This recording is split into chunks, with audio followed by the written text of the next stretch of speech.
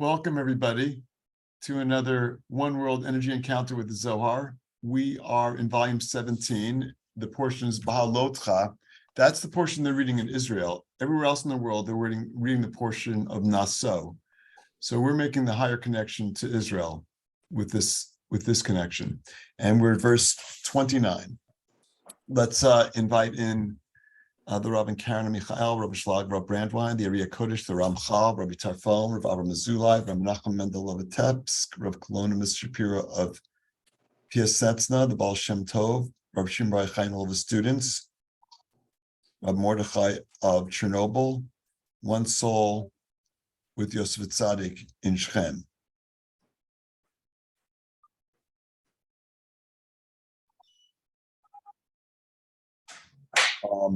Also, tomorrow is the anniversary of elevation of Rav Chaim of Volozhin, who was a major power and a major 18th century Kabbalist of Polish-Lithuanian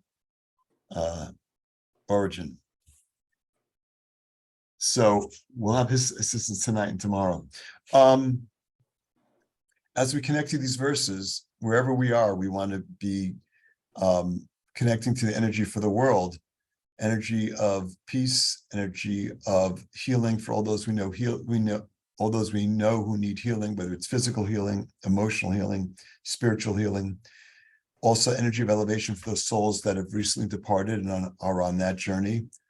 We also want to connect to the energy of removing negativity and protection from negativity, and also the energy of Ahavat Chinam, unconditional love for everyone, and treating everyone in the world with human decency. Verse 29. So again, as we connect to these verses, we want to have that consciousness of connecting to the flawless universe, the place where all fulfillment exists, where all healing exists. And we want to have a consciousness of channeling that energy of fulfillment and healing into our world.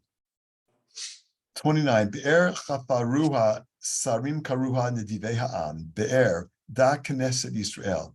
Hafaruha sarim da abba ve'ima da olidu la karuha nedivei ha'am ilain abahan dichtiv nedivei amim ne'esafu am elokei Abraham v'gomer lidbarcha minhon al yad darga chad umano tzadita ka'im Allah v'alda amrenan Kadhai be'er natala b'siyuad avan natala. Ellen? The well that the princes dug out, that the nobles of the people delved. Okay, so that's a verse from this book of Bamidbar that we're in.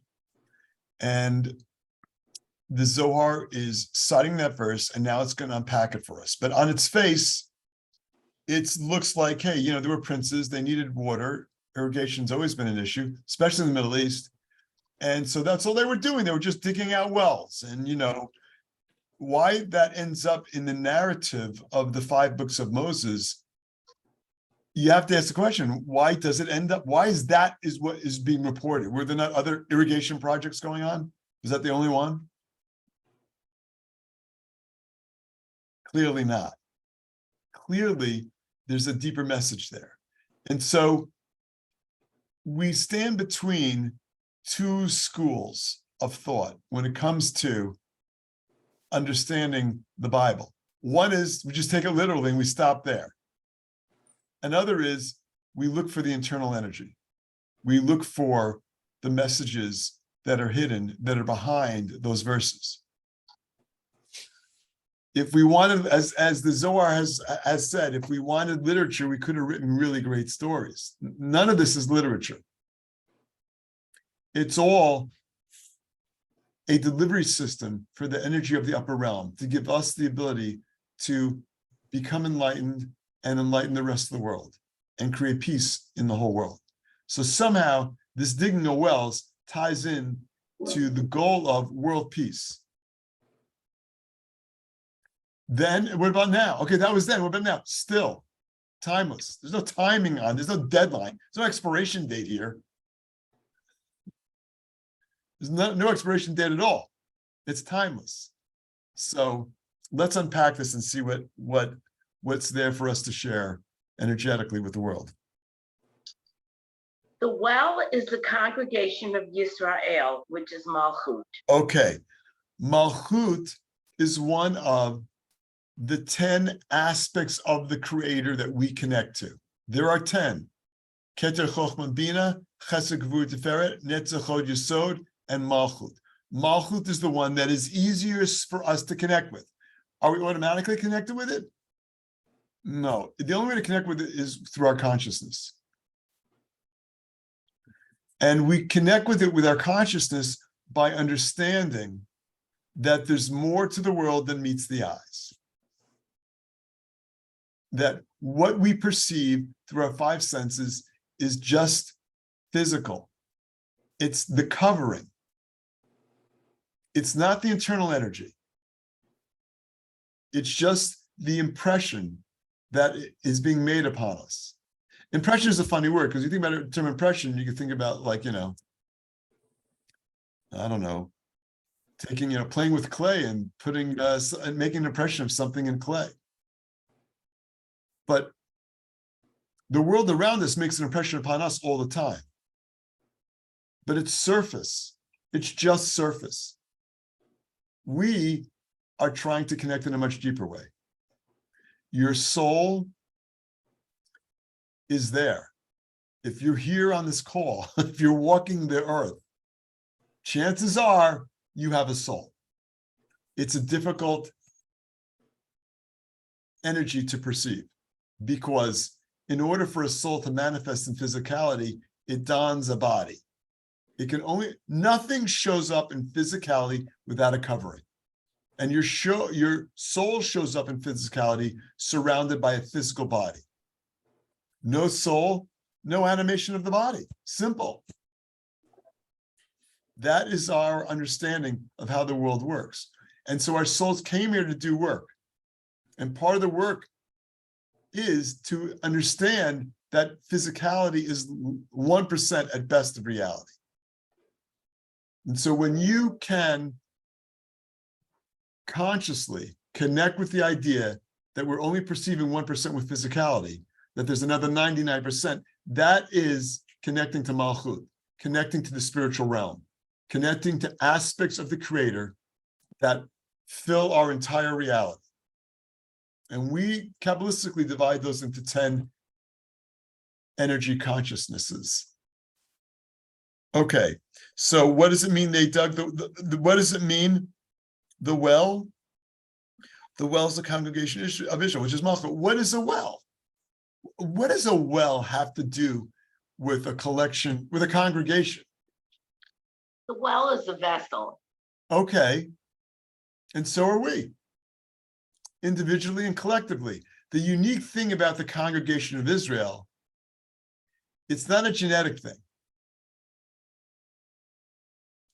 It's not a genetic thing. It's a consciousness thing. Those who fall within the realm of congregation of Israel are those who have a large vessel. Well, how do you know that? How do you measure the size of your vessel? With a ruler? With a scale? No, obviously those are physical things. How do you measure the size of a vessel? With desire. What delineates the congregation of Israel from all the other people of the world is the desire. If you're in this camp, it's because you have a huge desire. For what? For changing the world. Now, that desire doesn't always manifest as changing the world. Sometimes that desire manifests as desire to receive for the self. And so we have this understanding that comes from our teachers that there's two ways to use your desire. You can use that desire to receive for the self, or you can use that desire to receive for the sake of sharing. And Kabbalistically, we always want to try to be in the place where our desire is used for the sake of sharing. You have desire because it's part of the bodysuit that you put on to manifest in physicality. That's part of the software that comes with it. If you're manifesting here in a body, you have a desire to receive for the self. That's your nature. That's literally what we call nature. Our goal is to overcome nature, to transform our desire to receive the self into a desire to receive for the sake of sharing. And the more sharing there is, the more compassion there is, the more understanding. What does it mean to be understanding? That like I have a level of, smarts, I can understand more. No, to be understanding is to not just think about yourself, it's to think about how these things impact the people around you. That's sharing. When you try to understand people around you, you are sharing. We think about sharing, it's like I'm writing a check. That is sharing. Or I'm cooking dinner for somebody. Okay, that's also sharing. But it's also sharing to just try to walk through life with more compassion. I'm sharing of myself. I'm thinking less about myself and more about the needs of others.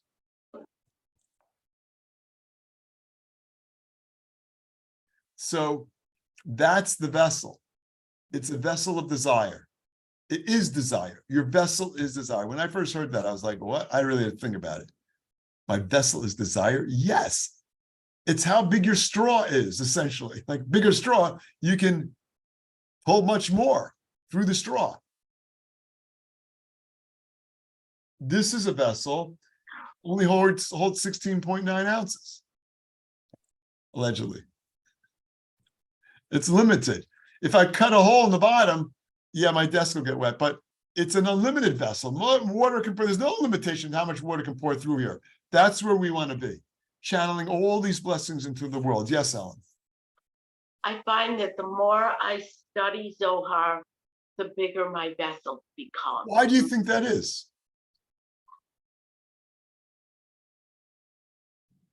Because there's all kinds of cool secrets. I mean, yeah, okay, there's that. Yes, but part of it is, and part of the reason why we're studying this is because it gives us an ability to connect to our soul. So the more you connect to your soul, the more you connect to transforming your desire from a desire to receive in the self, my body, to a desire to receive for the sake of sharing, my soul. Your soul doesn't need convincing. Your soul knows exactly why it's here. Your soul knows exactly the difference between desire to receive for the self and desire to receive for the sake of sharing. The difficulty is that our consciousness doesn't automatically end up with desire to receive for the sake of sharing. Our consciousness is not automatically connected to soul because our consciousness is overwhelmed by physicality. And so the more things we do to connect to soul, like study the Zohar, like use all the tools we have, the greater soul connection we have, the more desire to receive for the sake of sharing we have, the more aligned we are with specifically why we came here in this incarnation. Okay, let's continue. that the princes dug out is Abba and Ima. Okay, Abba and Ima literally means mother and father. So in this case, the princes are Abba and Ima. What exactly is that telling us? So within the realm of these 10 aspects of the creator that infuse physicality, 2 of the top 3 are, well, the top one is Keter, which literally means crown. And then comes Chokhmah and Bina. By the way, Chokhmah is understanding, Bina is understanding. They're different words that mean understanding. Chokhmah and Bina, Chokhmah is right column, Bina is left column. Chokhmah and Bina are known as Abba and Ima. That's what they're referred to as, father and mother. Why? Because everything that ends up coming to our world starts there.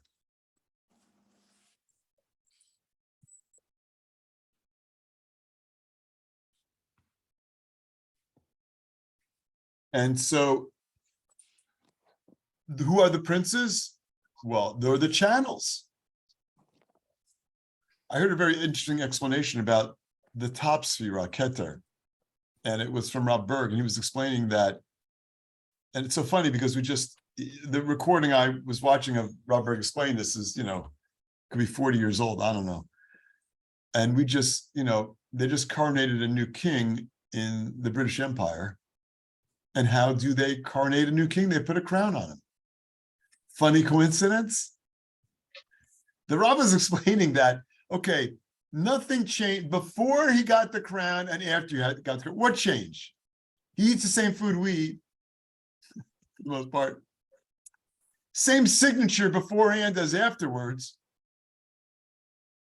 What changed? Everything. Everything changed with that crown, with that title. So that's Keter. It's like the seed, it's things at a seed level. But manifestation starts happening through a whole series of the aspects of the Creator that we can connect to. And so the princes in this reference is Chokhmah and Binah, the two of the top three sfirot, aspects of the Creator that are the most difficult for us to connect to because they're so far away. Physically, no.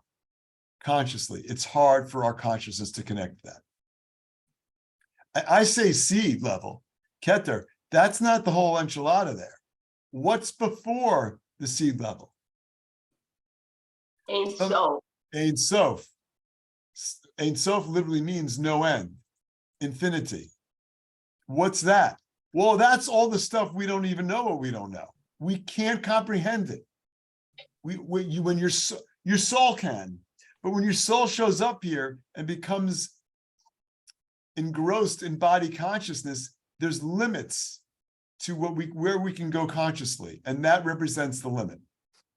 And every step up from Malchut up becomes more and more difficult for us to wrap our head around. So what is this journey? What does it mean? The well that the princes dug out? Well, we're doing that right now. We are digging the well. We, of the congregation of Israel, we, with this tremendous desire to receive, that's our vessel, are digging out the well.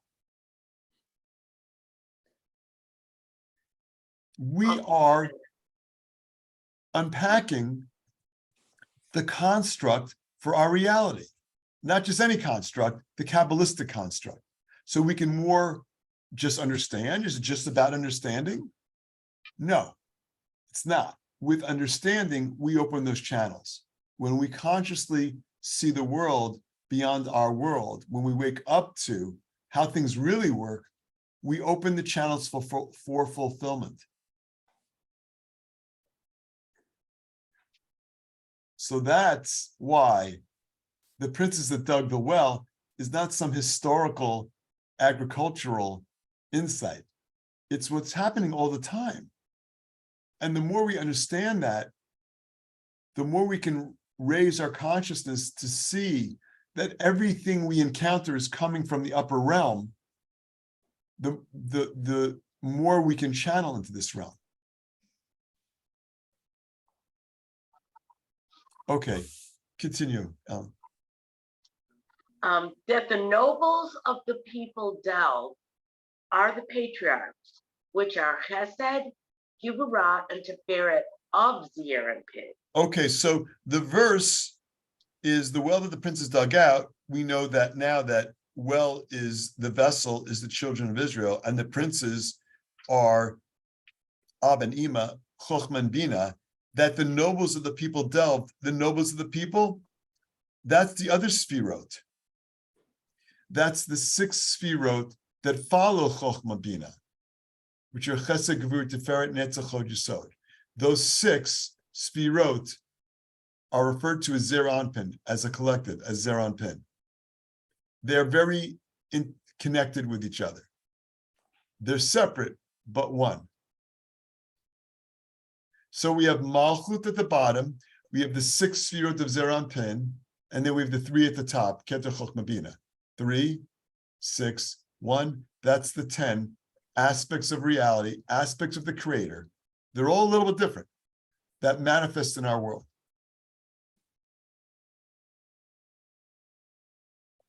Who are those nobles? Go ahead. It is written, the nobles of the peoples are gathered together, the people of the Elohim of Abraham. Okay, keep going. Read one more line. The Elohim of Abraham is Chesed of Pin, from which Gevurah and Tiferet are drawn. Okay, so who are the nobles of the people gathered together? So this whole idea of gathering together, this is the sixth sphere of Pin together as Pin. But who are those nobles? Well, the people of the Elohim of Abraham. Who was Abraham? I mean, we've talked about Abraham before.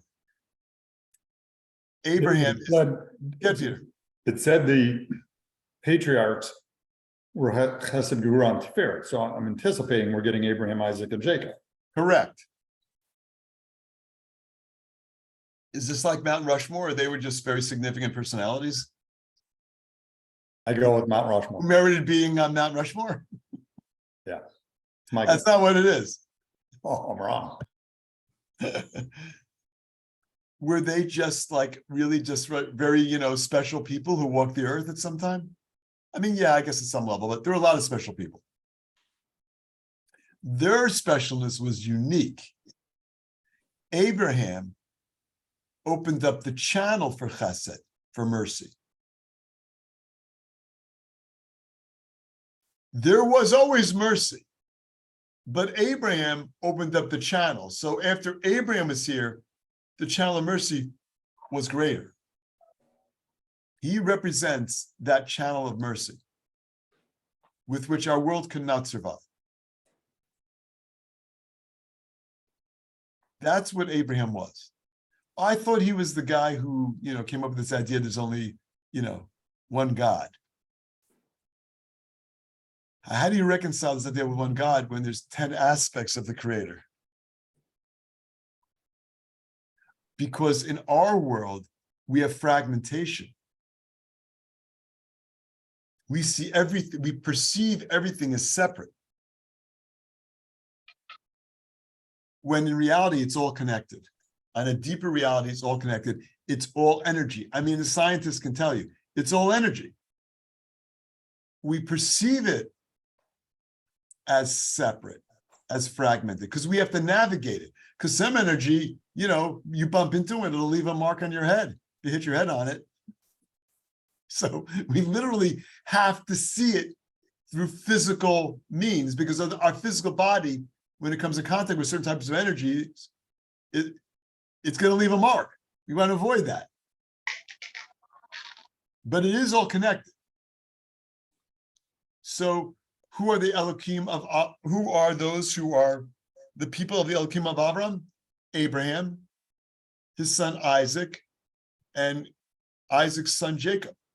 Abraham, Isaac, Jacob. Those are the patriarchs. Again, is it like the founders of the United States? No. What they did was open up channels within this framework of reality, of these 10 aspects of the creator. Abraham is the channel for mercy. Isaac is the channel for Gevurah, for judgment, for appreciation, for discernment. And Jacob represents the balance, represents restriction, represents certainty. So those are the three. This is our 3-column system. Although you'll notice there's 3 columns at top, Chesed, Gevurah, Tiferet. There's 3 columns in the middle, Chesed, Gevurah, Tiferet, and there's 3 columns at the bottom, Netzach, Chod, Yesod. So we have actually 3 sets of 3 columns. And then we have Malchut, the realm that we occupy. And again, this is all interesting from like a Kabbalistic perspective, but it's not about it being interesting. It's about gaining insights, elevating our consciousness to see beyond physicality. And the more we understand that how this system works, the better able we are to navigate them as they show up in physicality. Most importantly, the more we know, the more aligned we can become with our soul's purpose, with why we're here, because that's the goal. The more understanding, the more certainty we have about our soul's purpose, the more fulfilled our life is. And the more fulfillment we can channel for the rest of the world.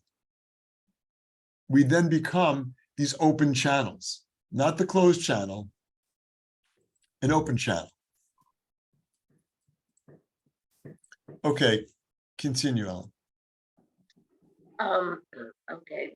That the nobles of the people delved means that they constructed it in order that it would be blessed from them through one level, that is the righteous, which is Yesod of the Unpacking. Okay, so we have these 6 sfirot of Zeran Pin. As I said, it's Abraham, Isaac, Jacob, which is Chesed, Gevurah, Tiferet, and then we have another 3, the third triad, which is Netzach, Hod, Yesod. Those channels were opened up, were manifested more fully by Moses, Aaron, and Joseph. So I really have Chesed, Gevurah, Tiferet, Netzach, Hod, Yesod. I have Abraham, Isaac, Jacob, Moses, Aaron, and Joseph. Now, I just want to point out that that is not linear. Joseph, at the bottom, came before Moses and Aaron. It's not linear.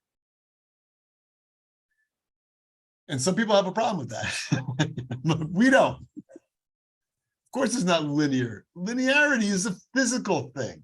It's time, space, motion. It's part of the illusion. What do you mean illusion? I got up this morning, I got dressed, I came to work. That happened in a linear way. I mean, I was there, I saw it. No, not necessarily. Not necessarily.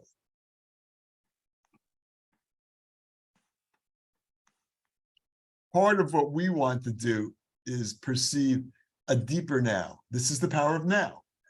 We want to perceive a deeper now. Yes, we have to live with this whole illusion of time, space, and motion. We have to live with that because we have to navigate physicality. And physicality works with time, space, and motion. But your soul doesn't work that way.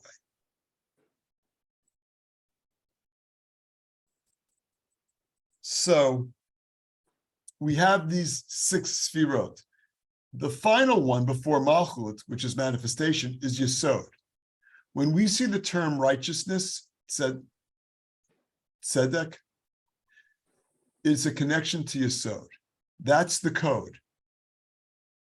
That's why we referred to Joseph as Joseph the righteous, Yosef Tzaddik, because he is the channel for Yesod, the 6th of the 6 sfirot of Zeran Pin. Again, it's Abraham, Isaac, Jacob, Moses, Aaron, Joseph. And the significance of Yesod is that Yesod is the point through which all manifestation reaches Malchut. So these upper sfirot represent everything in potential, the flawless universe. And Malchut represents manifestation. So why is this important? What we are getting from this is any area in our lives and the lives of those around us where we perceive lack, where things are in potential and not in manifestation, understanding that how this works is how we go about manifesting those lacks.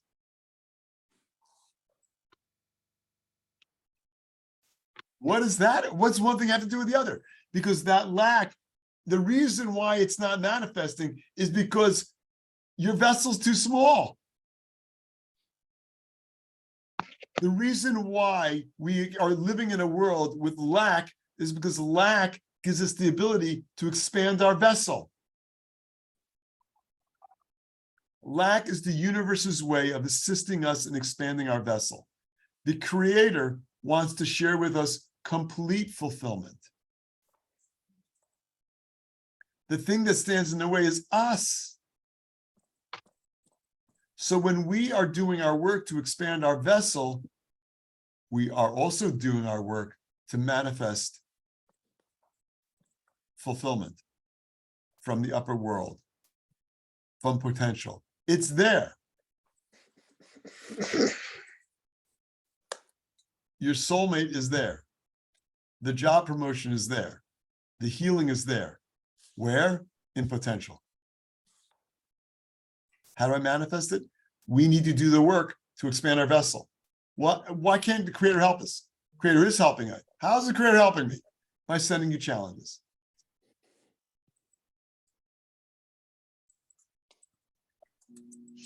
What challenge do I address? All of them.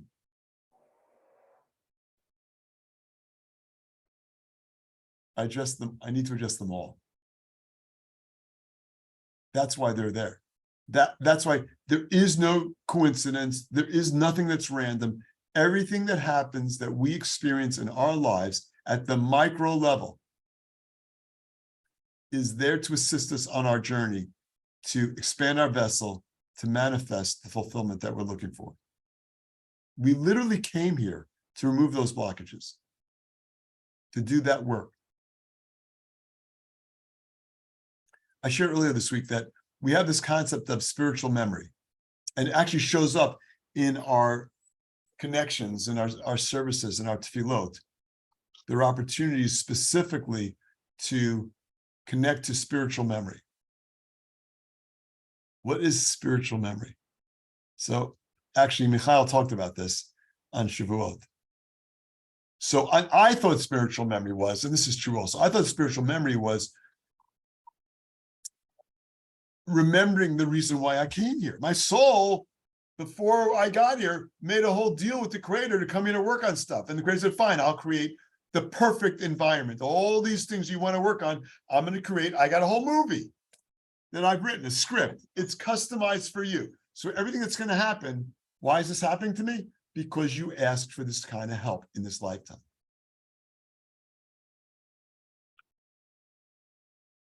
You know, I got a message earlier. It was a very disturbing text message. I'm like, oh, I can't believe I have to deal with this. Believe it. You asked for it. I didn't. No, you did. Your soul asked for these opportunities to elevate. I know, but like, I'm not getting the recognition I deserve. No. We're not here for recognition. It's not why we're here. That's what body consciousness wants, recognition.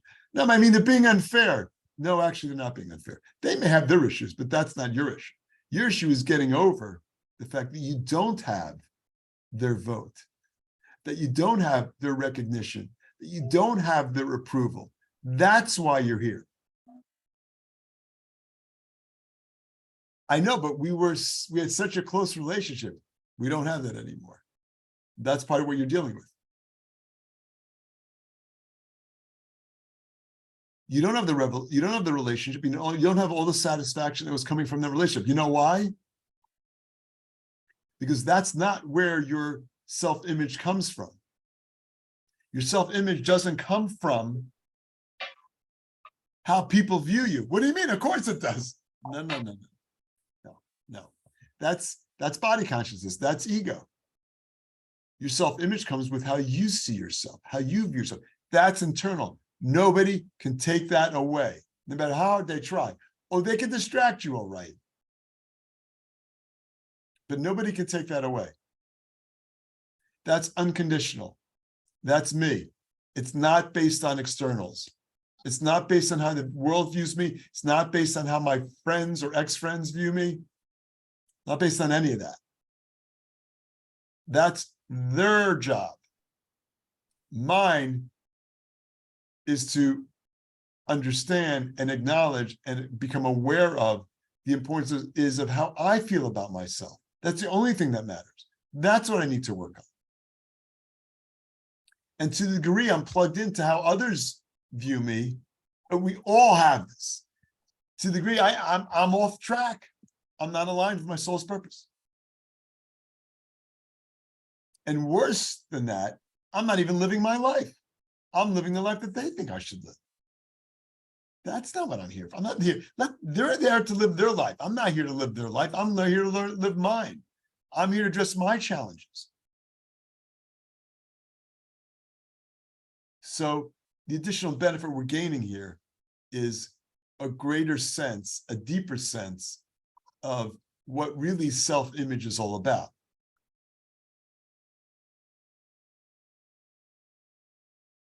The other aspect of spiritual memory, one aspect of it is remembering why we're here. But the other aspect, this is what Michael shared recently that I just didn't know, is that when we do things of a spiritual nature, what it feels like to connect with our soul. That's another aspect of spiritual memory. We've all had experiences where we have just felt amazingly connected to the universe through the positive things that we've done. We want to get back to that. We want to be there 24/7. And so that's part of what we're asking for in this context, and also in the context of our spiritual connections and our prayer. Yes, Roshan. Yeah, in that sense, then, because you talk about feeling, so feeling is extra physical. It's not just what we feel physically, it's consciousness. Is that right? Well, there Or is what part we of our feel. consciousness. There is what we feel, and then and feelings can be misguided. Like that's why so when we have a feeling, we want to be present to, I'm feeling this, and then why. So those feelings are a GPS back to the why. We want to know the why. So in this case, it's a very good point, and I'm glad you brought that up. So in this case, when we're talking about spiritual memory and the great good feeling we have when we're doing things of a spiritual nature, that feeling is the GPS to our alignment with our soul. That's the why. Why do I feel this way? Because I'm now aligned with my soul. As opposed to feeling like not cared for, not recognized by people. That's a feeling too. Well, why am I feeling brushed off by these people? Well, again, I have that feeling. I feel like I'm being brushed off. But then again, in that case, to the degree I have a bad feeling about that, it's based on externals. I want it to be based on internals, how I feel about myself. And we all struggle with this because it's body consciousness tells you, I got to be nice to people. You do want to be nice to people for the right reasons, but not for recognition. We're going to be nice and we're going to get recognition. I mean, that's part of it. But I don't want how I feel about myself tied to those externals. Ellen, any more here? Where did we leave off? Keep going. Oh, yeah, there is. Okay. Of the righteous, which is Yesod of Zeir and Pin, that stands over it and pours upon it all that there is in Chesed, Yivarah, and Tiferet.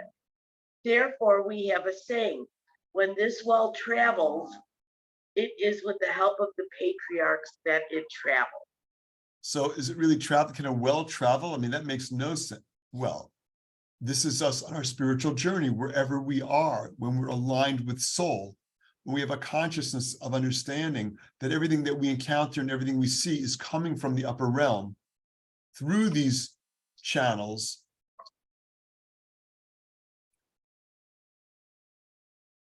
we understand that we're getting the help of our patriarchs. And the last thought I want to close with, because we're out of time, is it's not just the patriarchs. We have guides. We have spiritual guides. They're helping us 24/7. If we're tied into physicality, we're not hearing our spiritual guides. So part of what we need to do is develop a greater awareness and presence to the messages that we're receiving. Now, the feelings we have can clue us in to those messages.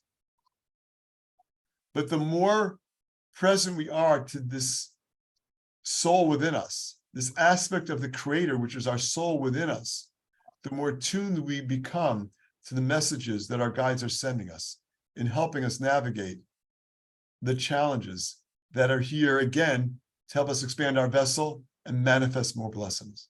Okay, we're out of time. Shabbat shalom, everybody. Love you all. Have a great week. Shabbat Great shalom. weekend. Thank you.